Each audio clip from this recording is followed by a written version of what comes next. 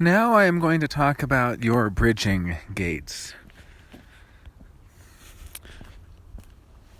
9 is a bridging gate for you. Gate 9 in the sacral center connects the sacral to the root. It is the gate of focus. You have gate 52, it's harmonic, which is the gate of stillness. But with gate 9 being a bridging gate, there would be this allure, this draw. If only I could focus, I would feel complete. If only I would focus, I would be satisfied. This feeling that you should make decisions that bring you focus will be beneficial, that you'll be satisfied if you make decisions that allow you to focus. Like, do you want to work at this place? Well, then the mind will go, well, I don't know. Is that going to allow me to focus on things? Is that going to encourage my focus? Is that going to help me narrow down or zoom in or look at things clearly? Is it going to help me to understand things in a very clear, concise way? And you can see that part of the organizing principle of your life is going to be towards focusing. Feeling like, I need to focus more. I need to narrow down and focus on this. I need to I need to be able to concentrate, because 952 together make the channel of concentration. So feeling like, if only I could focus, I'd be able to concentrate, and then I'd be satisfied. That's kind of how this whole, rationale goes. I would find peace, I would find satisfaction, I wouldn't be frustrated. Because the thing is, all generators have something like PTSD from frustration. Something to notice is that when you're ordering food at a restaurant, part of you expects to be frustrated. When you're meeting someone new, part of you is waiting, on guard, just expecting to be frustrated by that person. It's like expecting disappointment, expecting anger, expecting bitterness. And these are not necessarily generator themes. The reflector expects disappointment. The manifester expects something will make them angry. And because you're a manifesting generator, that'll be part of your makeup as well. And the projector expects they're going to end up bitter. And because you have a projected aspect as well, there may be an element of that. But the overall major sentiment of the generator is, I'm on guard to be frustrated. I'm expecting to be frustrated. And changing that expectation doesn't change anything. Again, human design is not some mind over matter thing that says you create the reality that you imagine. Not at all. Not by a long shot. It's not the way it works. But the mind is going to say, in your case, if only I could focus, then I won't be frustrated. And so it's going to be looking for focus. It's going to be looking for people who help you focus. It's going to be looking for people who are focused, looking up to them and admiring them. Wow, I admire that person's ability to focus. I admire their ability to narrow down. I admire their ability to concentrate. All of those things. So then we look at gate 60. This is also a bridging gate. This is in the individual circuitry in the root, which also bridges the root and the sacral. Now the thing is, when you have multiple potential bridging gates, one of them will be preferred. So if what I was saying about focus wasn't so relevant to you, then perhaps that's not the preferred bridging gate. Perhaps this individual bridging gate is the preferred one, because they're both opportunities or possibilities for bridging between the same two centers. So in some sense, they're in competition with each other. Now, I would guess that the focus one would be more prominent for you because it's logical and because you have the 1858, that logical channel. So I'd imagine that the logic is looking for expression through gate 9 to connect up to the sacral. But in any case, gate 60 is another bridging gate. And gate 60 is the gate of limitation and the gate of accepting limitation. It's the fuel for change which only happens with the acceptance of limitation. That's how it works with change, is that when you're rejecting limitations, then nothing can really change. If you don't accept the actual limitations that are there, then those limitations will never change. It's the surrender or the acceptance to the way things are that is the fuel for the possibility of mutation. But again, when I'm talking about change or mutation in a human design sense, I'm talking about something that happens in a moment. It happens in an instant. It's not changing, it's not changing, it's not changing, and there's melancholy and all this stuff, and then finally it changes. And so it's not like a gradual change. It's the fuel for radical change that happens in a moment. So it takes quite a bit of effort to deconstruct and synthesize how these themes might play out. And when I was first learning human design, I thought that the keynotes or the words associated with the particular gates, with their interpretations, I thought that they were intentionally vague so that you get something like the Fourier effect or the, so you can do cold reading or the Barnum effect, one of these kinds of things where everyone sees themselves in a description. And as I've spent time learning human design, I actually have come to the conclusion that no, these gates are in a way like a 64-letter alphabet of the building of the Maya, so to speak. The building of reality as we know it, as a symbolic construct, as, life experiences, as themes. It's almost like every possible narrative of every story is somewhere in these 64 hexagrams of the I Ching. And they're all describing different phases in the story. You read about hexagram 36, the darkening of the light. That's when it looks like the hero is going to lose and they suffer a tremendous defeat and they have to go into hiding and slowly regain their strength. There's phases for everything. It's like differentiation at the level of 64 different phases or different themes of human life. So, because of that, I actually think that when I'm doing this kind of reading and I'm trying to synthesize together what particular gates might look like in terms of, influencing your decision making as bridging gates, it's hard to know because each gate is so rich, but I don't think that detracts from it. I think that's more like an indication of how worthy of deep contemplation and observation and experimentation it is, because it can be enriching and incredibly productive to contemplate these things and to observe them.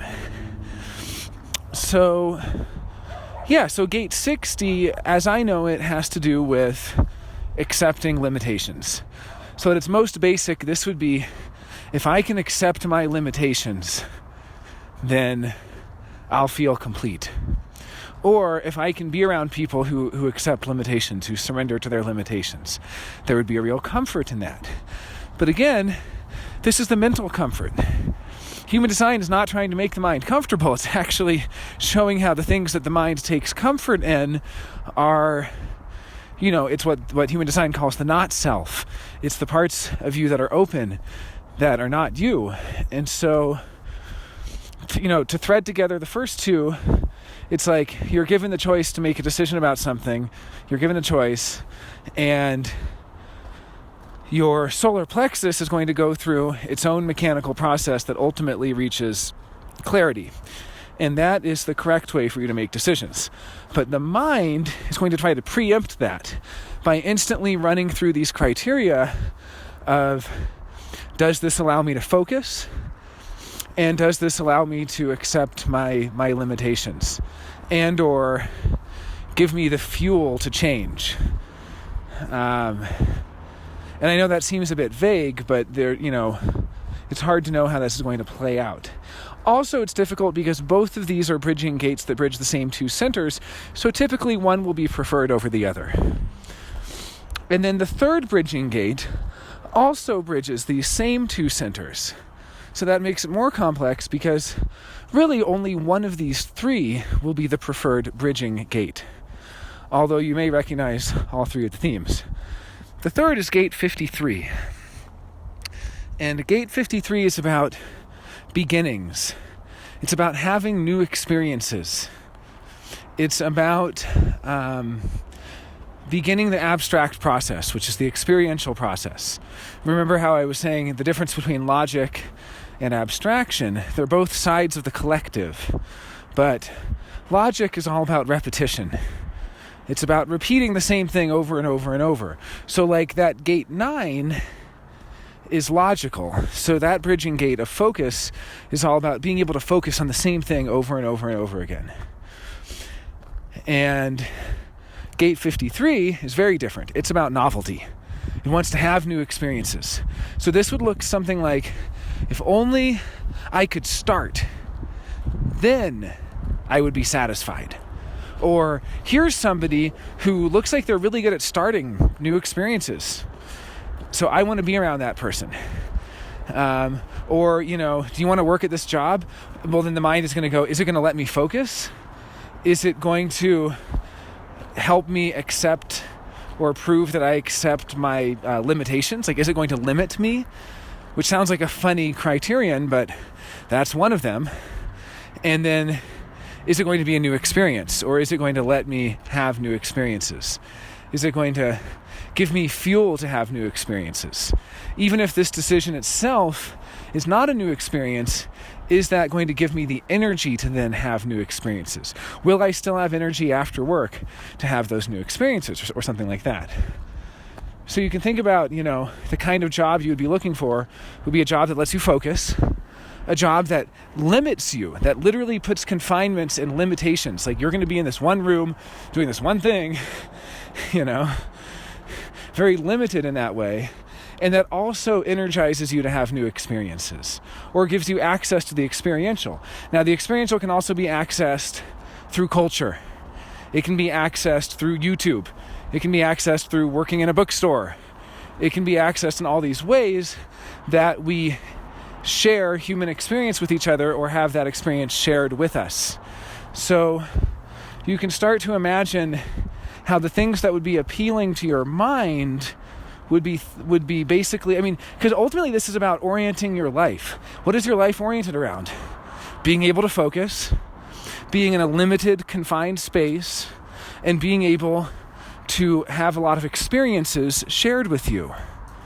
It makes sense kind of that you're a cultural critic, because so much of that is about experiences. Whether it's stories you're reading about, or cultures, or what were experiences like at different times, historical experiences, and so on. Gate 34 is a bridging gate for you. This is another sacral bridging gate, and it's in the integration circuitry, which is a form of individual circuitry.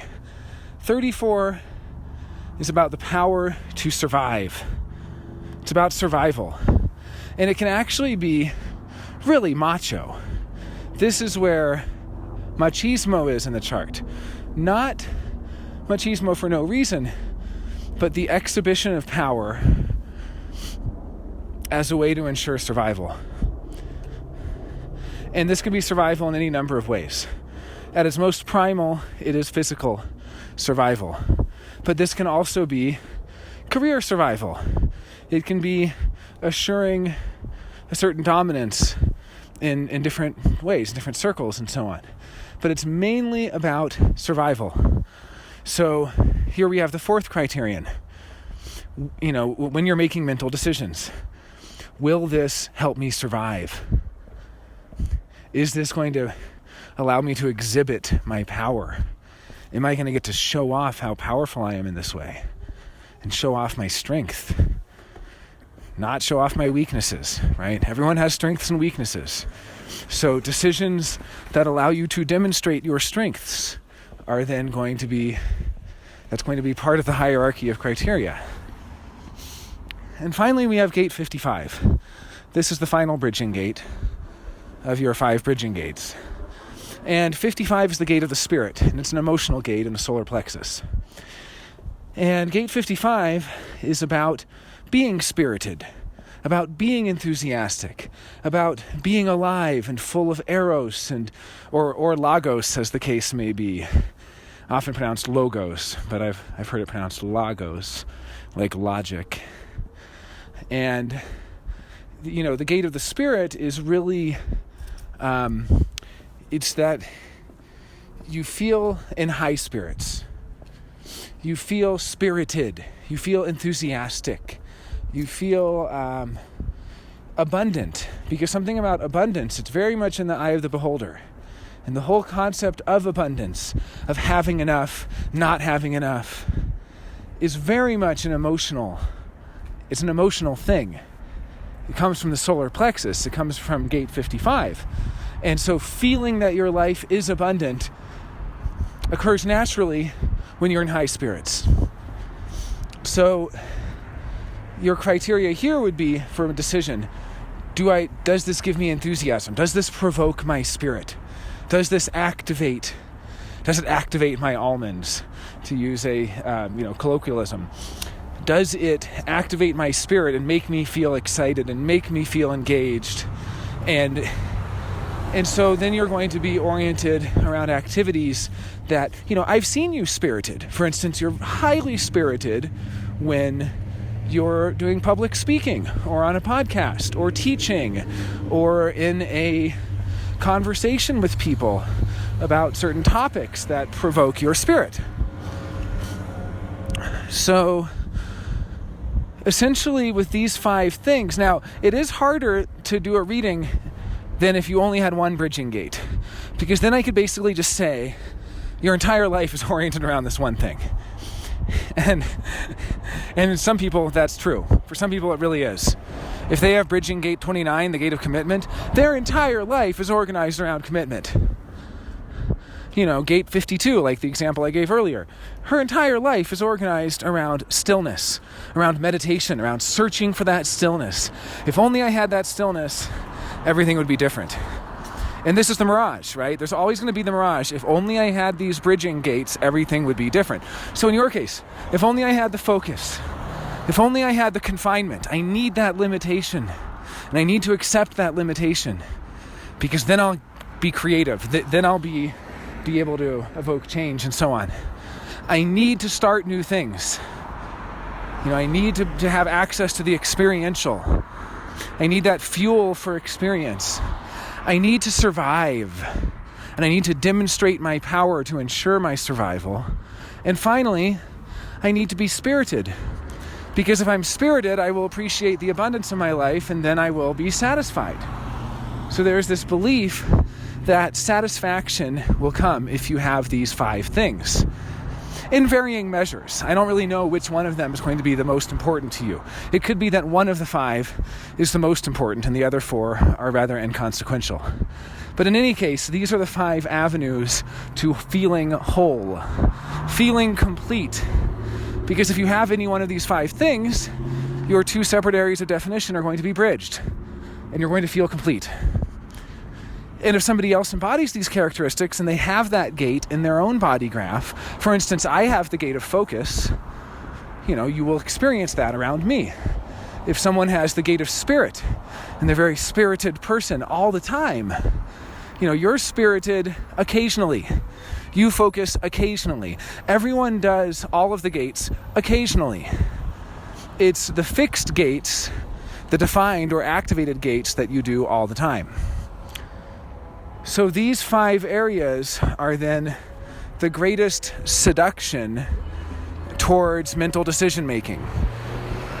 These are the greatest seduction towards ignoring the clarity of your solar plexus and making a decision that prioritizes, one of these 5 areas. Excuse me. There are 5 bridging gates. And so when you no longer make decisions according to your mental decision-making strategy, the not self, that is when each of these 5 areas has the potential for wisdom. Because then the mind is no longer doing double duty. It's not responsible to make decisions for the life. The mind is like, I'm responsible to ensure your survival. It's not. You can see how gate 34, the mind feels like it's responsible to ensure that you survive. I'm responsible to show off my power to ensure survival. Nope. I'm responsible to focus. The mind is thinking, I have to keep us focused. If I don't keep us focused, we're going to be frustrated. Because remember, there's this fear of frustration hanging around every corner. This expectation of frustration. And this feeling, the only way I can avoid frustration is if I focus. Is if I accept my, limitations and find limiting circumstances that force me into a room with nothing else there. So I can finally focus. And then I can really focus on what? On the experiential. Right? On history, on people's experiences. And then I'll be able to demonstrate my power. Then I'll be able to ensure my survival. And then I'll be spirited and feel abundant and feel satisfied. So that's how this whole mental rationale goes. And this plays out in a fraction of a second when the mind is going to make decisions. It runs through this hierarchy of criteria before you've even realized it. That's what's amazing. The mind is instantaneously running every decision through these criteria. And it's trying to short circuit and it's trying to preempt the mechanical process of the solar plexus. But once you usurp the mind, once you short circuit the mind, on the other hand, then these 5 areas become potential sources of wisdom about relationships. You realize to make relationships work, they need to have focus. To make relationships work, they need to accept their limitations.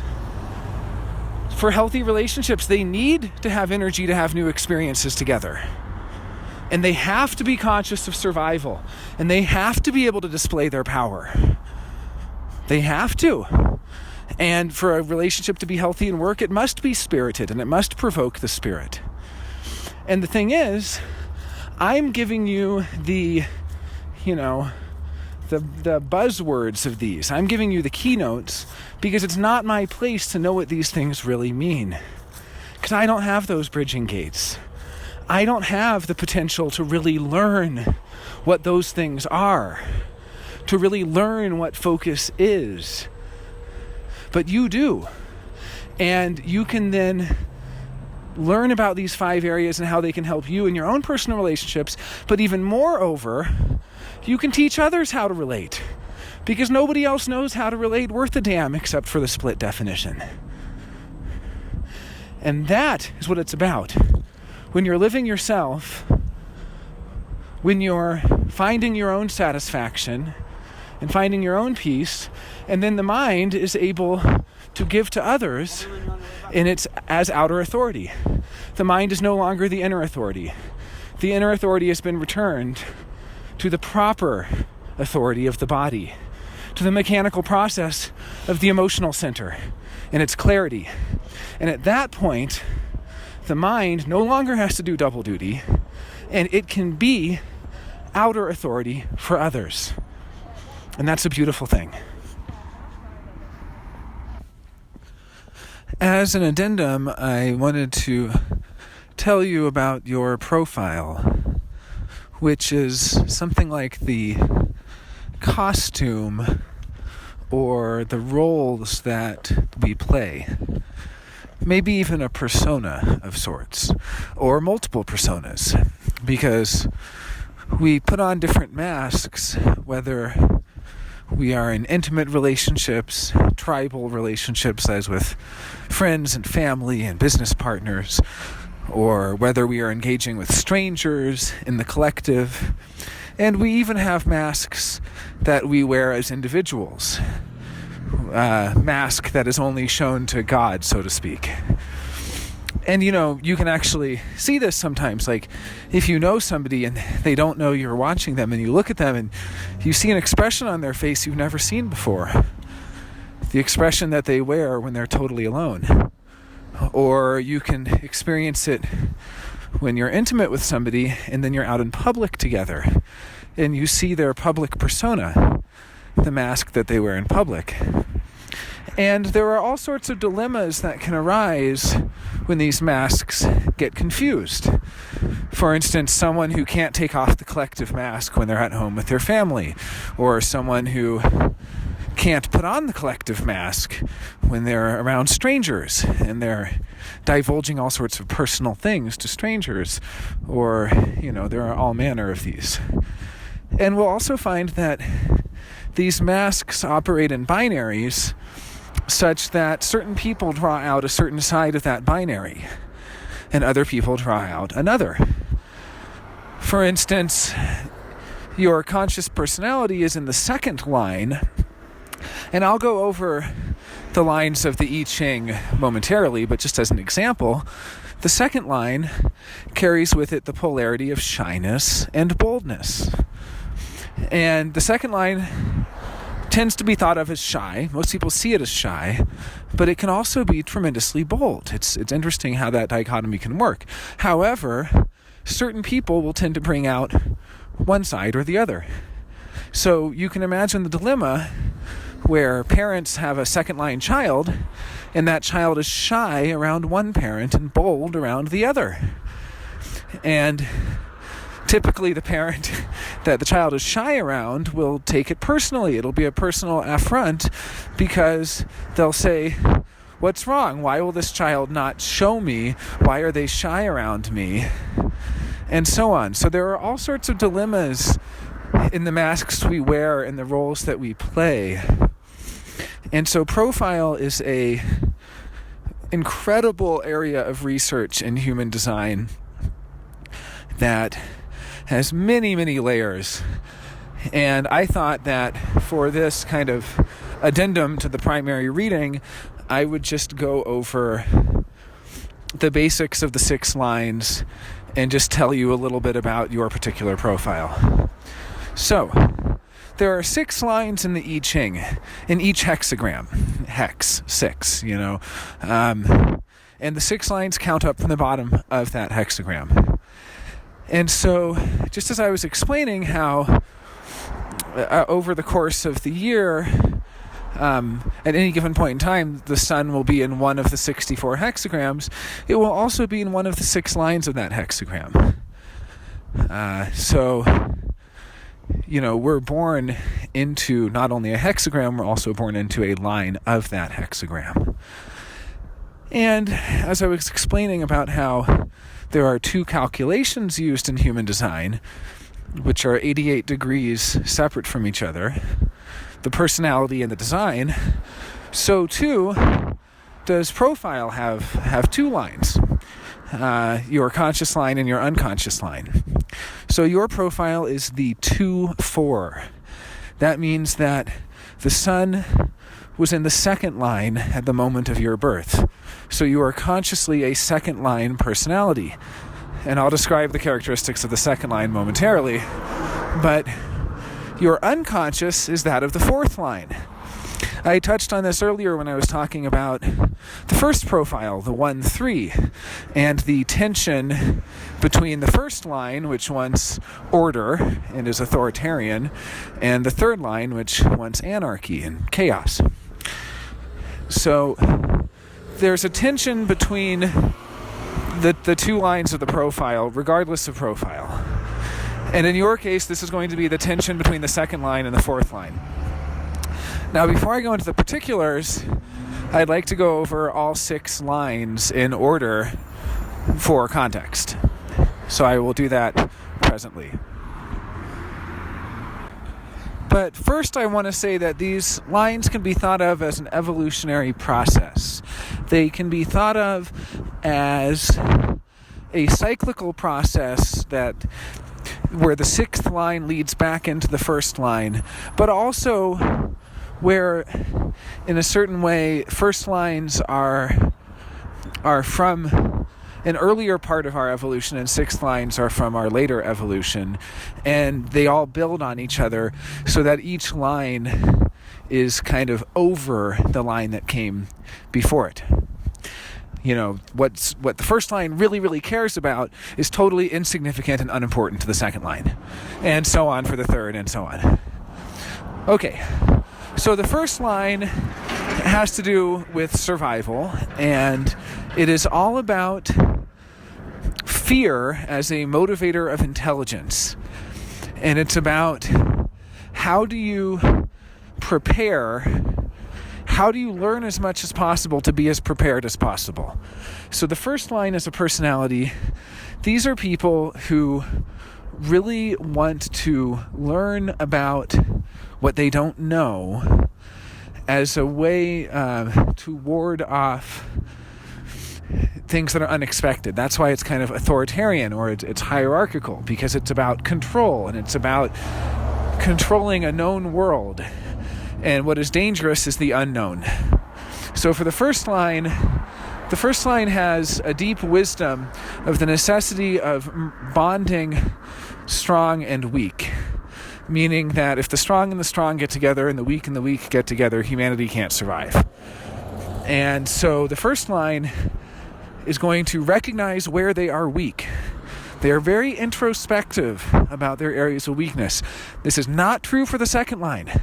Second lines tend to get offended when I tell them that they don't know where they're strong and weak.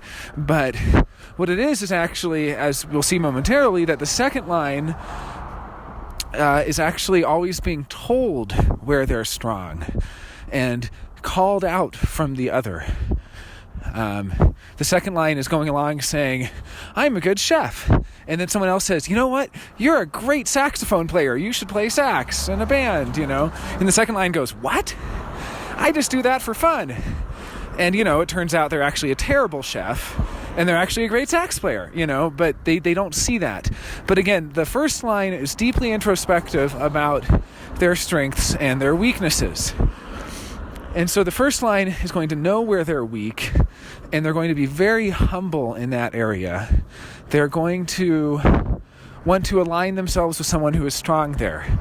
So it is this first line theme where we get the apprentice and the master, the teacher and the student, all this stuff. And so the first line is going to basically want to have their thing that they're learning where they become better and better and better at it through practice. And they put in their 10,000 hours and they go through all the steps to mastery, and that's it. And so the first line doesn't start with any skills, but they have the ability to gain that skill through learning. And the first line has basically no conception of anyone else. They're not upper trigram. The upper trigram is so focused on the other. The first line is focused on themselves. And what they're focused on with themselves is basically their insecurity. It's a very insecure line where they're trying to gain that security, and they're trying to align themselves with stronger forces so they can themselves become strong. Now, the second line does not care about the first line concerns. And what's interesting is I always tell second lines how important it is for them to learn. And I'm always really happy to find second lines who have spent a life of learning, because everyone should learn. It's just that it's the first line's natural proclivity. The second line natural proclivity is to live existentially, to essentially live without interference from others. The second line is always feeling others prying into their lives and telling them what they should do and being nosy and pushy and you should. And so the first line, which is called the investigator, essentially is just kind of on its own investigating. The second line is called the hermit. Not that they don't like people, but that people are constantly nosing into their life, because the second line projects an image of itself out there into the world. I don't mean psychological projection onto someone else. I mean like projecting an image of yourself, like how you can project confidence, or you can project this or that image of who you are.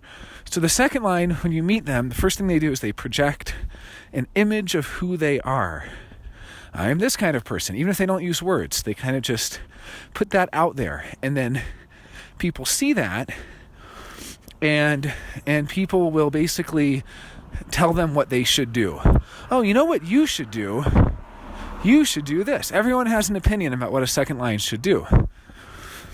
And so the second line process, the other thing about them is that they have tremendous natural talents that they uncover throughout their lives that they discover by people telling them they should do things. But the second line needs to be discerning, and in fact they are very discerning, and they're going to resist the vast majority of what they're told they should do. So, I'm so overjoyed if I actually tell a second line to do something and they actually do it. It's amazing. It almost never happens, because what the second line is doing is they're waiting for the call. And the call comes from other people primarily and calls them into a different phase. See, the second line is naturally a depleter. And this is not a moralistic judgment. I mean, you can think about, one example I've heard is Michelangelo was a depleter of his benefactor when he was painting the Sistine Chapel.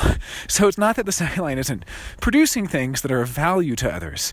It's just that they're naturally in a sort of depleter relationship where they're living off the fruits of the land. They're living off of, and by the way, if you're not, you should be, because you have a natural talent for, and here I am telling you what you should do. Again, anytime I talk to second lines, I end up just, you should this, you should that. It's kind of crazy. But when the second line is called, then they become the nourisher. So they go through two phases. They become the most generous person in the world when they're called. And when they answer the call. See, that's the thing. The second line is not going to answer most of those calls. I can give an example. I know a second line who's now almost 70 years old, and in his early 60s, he had retired from being a plumber for 39 years, and his daughter told him, you should just come live with us, and we'll take care of you, and, you should get a job as a greeter at the Walmart, and you should this, and you should that. And he ignored those calls. And then his 8-year-old granddaughter saw him drawing and said, you should go make those drawings and sell those drawings to people. And, you should be an artist. And he actually did. And it took him about 6 months because he was so shy. Because the second line is actually very shy. And, all the drawings he did, he was embarrassed of. And he would throw them away. And he would refuse to sell them and all this stuff. And finally, he did sell them. And people said, wow, And what's funny is, there's not a day that goes by someone doesn't tell him, you should make t-shirts, you should make stickers, you should make prints of your art. Why are you just drawing them by hand, So the second line, it's like, from the moment you're a little baby, or from the moment you can speak, they're telling you what you should do. And then, someday they're going to say, you should play shuffleboard, or, whatever it is. If you ever, it's like your entire life. It's from cradle to grave. You're being told what you should do. And that's the second line. But the second line is here to be called. And so it's basically, it doesn't really get better or worse. I mean, sure, it can improve. I mean, it helps everyone to learn. But the second line really learns what they're naturally good at, as opposed to the first line, which isn't naturally good at anything. And they just have to learn how to be good at things. So there's a little nuance there. So the first and the second line are actually both based on survival, but the first line is all about, how do I know as much as possible so I can be as prepared as possible for everything that I know? The second line is like, how do you prepare for the unknown? How do you prepare for the unknowable? And to do that, we have to start thinking about time and change. And so the second line has a very special relationship to knowing what is going to change and what's not going to change, and a very special relationship to the unknowable. There's so much more I could say about the second line, but in the interest of brevity, I will continue with the overview. The third line doesn't care about the first or second line processes one iota. Third line doesn't want to learn how to be good at something, doesn't want to discover its natural talents, doesn't want to be left alone to live existentially, which, just one last thing about the second line, by the way, because you're a second line, if you vote, you really shouldn't, because that's going against your nature. Second lines are Democrats, and by that, I don't mean the political party in the U.S., I mean the spirit of democracy, which is, I trust other people to figure it out. It's the ultimate Democrat in the sense of, I trust you guys to figure that out. Leave me out of it. And so second lines who are living their nature tend not to vote and not to be involved politically. And that's good. That's fine. Third lines are all about experimenting, and they're really here to make mistakes. They are here to screw everything up and to break everything and to find out what doesn't work. If a third line child walks across the room and doesn't break a vase, it's a good day. But actually, the third lines are here to test. They're here to test the first and the second lines.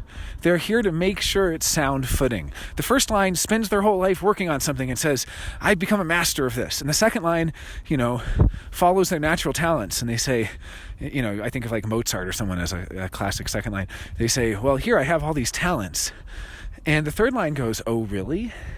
Let's see how talented you really are, second line. Let's see how well prepared you really are, first line. And so the third line is here to just make mistakes. The advice I always give to third lines is tell everyone about the mistakes you make so they don't have to make the same mistakes, because that is your redeeming quality. And third lines are so resilient. I mean, they're the most pessimistic people you've ever met who will laugh when things break because they just are so resilient. It's like the classic third line thing is like going on a run and going around the corner and going smack right into a wall and then picking themselves up and going, whoop, oh, there was a wall there. Uh-oh. And then just keep going, climb over it and keep going. And then, their friend does it the next day and gets seriously injured. And so I always tell third lines, you have to tell people the mistakes you've made. I mean, I have a friend who's a third line who works in software and asked me, he said, hey, I have a new client. They really want this and this and this and this, and I'm going to do it that way. Do you think it's going to work? And I said, no, there's no chance it's going to work at all. And then he's like, okay. A few weeks later, he calls me. Yeah, that didn't work at all. I just spent weeks working on it, and it just totally didn't work. I'm like, why did you work on it? I told you it wouldn't. He said, I had to see for myself. So the third line is kind of like the classic scientist. Like, they want to see for themselves. They don't trust anyone else to tell them. They don't even trust other third lines. But the thing is, other people can trust them because, they've tried it out. They've made that mistake.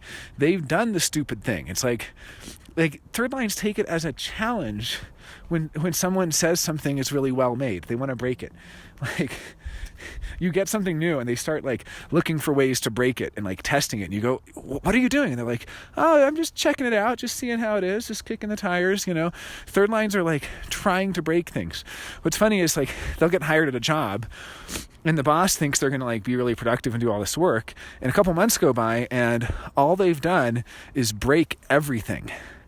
The ordering system is supposed to be able to handle 100 orders a day and they put 1,000 through it. Or, they're supposed to do it this way and they do it that way. And the thing is, this can actually be really, really good because it allows the system to improve itself to be able to handle, it becomes much stronger. That's the thing. Third lines break everything as a way, people don't see it that way. Third lines get in a lot of trouble. People say, wow, you just make mistakes all the time. What's wrong with you? But, they're basically constantly screwing things up, and it actually can make things better. And what they're really doing is testing. They're testing how strong it is. And if it's not strong, it needs to be torn down so something else can be built. And third lines love to tear things down. And they don't know how to build anything new, but they love to tear it down. So, the first line is basically about learning and constructing a solid foundation. The second line is about being and living existentially with natural talents. The third line is about testing and experimenting and breaking stuff and making mistakes. Then we get to the fourth line, which is the foundation of the upper trigram. The fourth line is very focused on other people. And it's like the universal friend of other people. It's the confidant of other people. And it doesn't want to bother learning. It doesn't want to look at its natural talents. It doesn't really want to go through the testing to see if something actually works or not. All it wants to do is influence, spread, be a pillar of the community. And basically it has its message, and it doesn't even really matter if its message is true or false or right or wrong or useful or not or whatever. It just wants to get it out there. So the fourth line is entirely focused on how do I convince other people? How do I influence other people? How do I get my message out to them? And what's interesting is you're a 2-4, so you have an unconscious fourth line. And I'm describing how these operate at the personality level. Like Banyan is a conscious fourth line.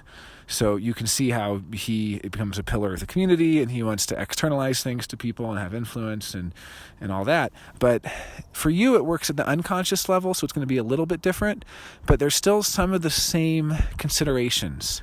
So being a 2-4 with your unconscious 4, it's like a funny dichotomy. The 2 is like, leave me alone, let me be myself, stop telling me what I should do, stop nosing into my business, stop prying. And then the fourth line, unconscious, is like, I'll be your friend. I'm everyone's friend. I believe in universal brotherhood and sisterhood. Like, come talk to me, And so it's a really funny dichotomy when you have the 2. But some bits of advice I can give you, since you carry the fourth line, all of your opportunities will come through your influence, through networks, basically. The third line, by the way, is called the martyr. The fourth line is called the opportunist. So the reason the third line is the martyr is because they tend to be the one to make the mistake first, or the one to kind of, martyr themselves. The fourth line is called the opportunist because they essentially take opportunities for themselves and they give opportunities to others. And they have a deep understanding of, at least as conscious fourth line, they deeply understand that all the opportunities in life that they get are part of this network effect. Now, because it's unconscious for you, it's easy to ignore it. 2-4s tend to ignore this part of it. The fact is, as a 2-4, you're going to get all your opportunities through your friends. You're going to get opportunities through friends, so it's really important for you to put energy into those connections and into those friend groups. And if you want to do something, it's really important for you to have those connections. It's very different for me. I'm a fifth line, and I work best with strangers.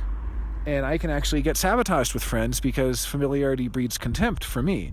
The more you get to know me, the more my charm wears off. And, there's a whole complexity to the fifth line, is carrying a sort of transpersonal projection field, and then the cracks start to show. So it's very different. But for you, carrying the fourth line, and for the fourth lines that we know, it is very important for the fourth line to have that friend network.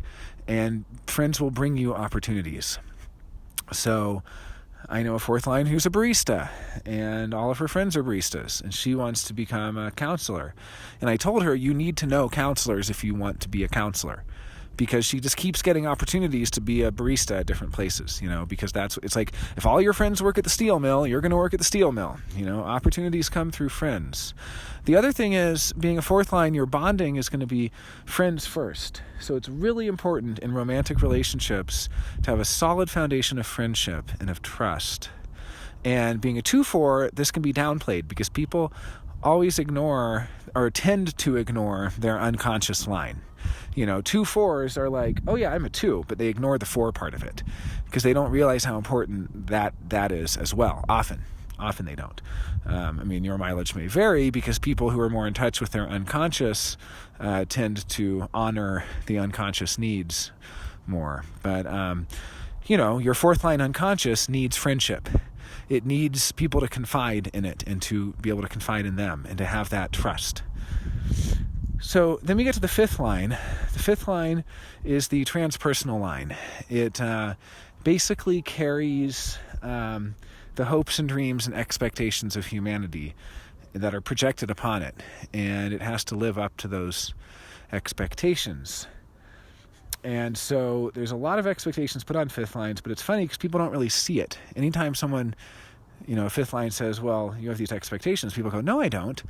But it's because the expectations are kind of elusive. They're not like mundane expectations. It's more like the fifth line becomes a representative of a certain way of living, or a certain way of being, or a certain faith in humanity. So just to give you one example, me as a fifth line, I have to be very, very careful about my actions in terms of letting people down, because it's not just me as an individual letting someone down, it's what I represent. It's like people can lose faith in a certain transpersonal way of being. Like, I have a friend from Alabama who came to Seattle, and I represented some kind of urban bohemian person to him. And then when he saw other sides of me that were petty and small-minded and, like everybody, he was really disappointed. And people love to kind of take the fifth line down a notch because the fifth line gets preferential treatment and tends to be able to just show up and impress the hell out of strangers and get, all this preferential treatment as a sort of privileged, representative of some transpersonal empathy or something. And then when people actually see them as real human beings who have flaws and mistakes and this and that, they tend to get really disappointed. But the fifth line is really here to be impersonal and to be transpersonal and to be practical, always to be practical, and to be able to give practical help to others. It's very other focused. You'll see that the upper trigram focuses more on the other.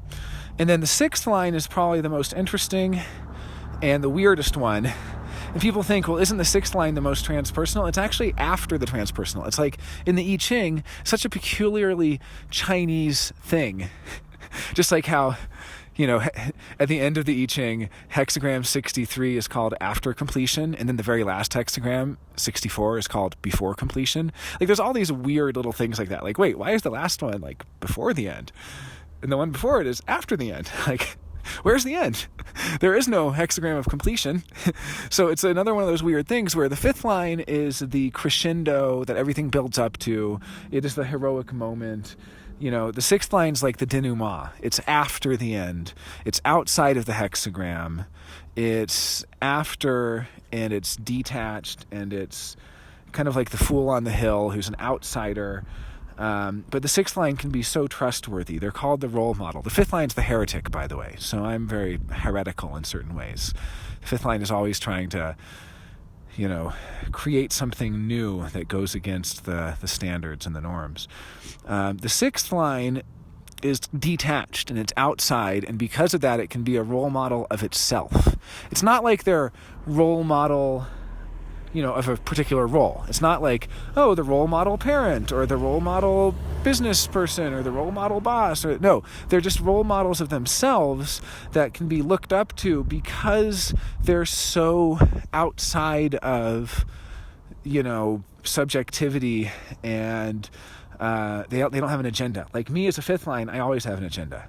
But the sixth line is basically outside of agenda, and there's something about them that is kind of trustworthy. My joke is that, first of all, that the sixth line's the only one that can repair a fifth line's reputation. And fifth lines do get bad reputations, believe me. But also, like, the fifth line comes to town, and they're telling everyone, you guys got to get ready. Like, there's a flood coming, or, some disaster or something. And then the town folk are like, well, we don't know if we trust this fifth line, because there's always a bit of distrust around the fifth line. People don't really know. They don't really know what's going on.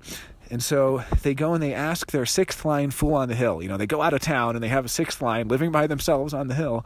And they say to the sixth line, here's what this fifth line person said. Should we trust them? And if the sixth line says, yes, trust them, then the fifth line becomes the hero. And if the sixth line says, no, don't trust them, then the fifth line is chased out of town with pitchforks or, burned at the stake or something as a heretic. So the sixth line is in a really unique position where they are transpersonal and they see everything and they observe everything, but they're kind of like detached and distant and outside of it. Tom is a sixth line, interestingly. So you can see a real purity to the sixth line. It's really interesting. But in any case, so these six lines represent different kind of evolutionary phases, and they represent different levels of what people focus on, all the way from the first line, which is focusing just on what's right in front of them, to the sixth line, which is trying to be aware of everything. And then because you have two lines in your profile, it's really going to be this interesting dichotomy between your conscious and unconscious desires and needs and so on. So, the second line conscious desire wants to be left alone, but the fourth line unconscious really wants to connect to people and to build a network and to build influence and power and all this. So that's really interesting. And then I'm not even really going into the roles right now. There are so many different roles that I could go into, but I wanted to keep it brief. But at the very least, you can know that as a 2-4, you're nicknamed the Hermit Opportunist. And there's many layers to each of those lines.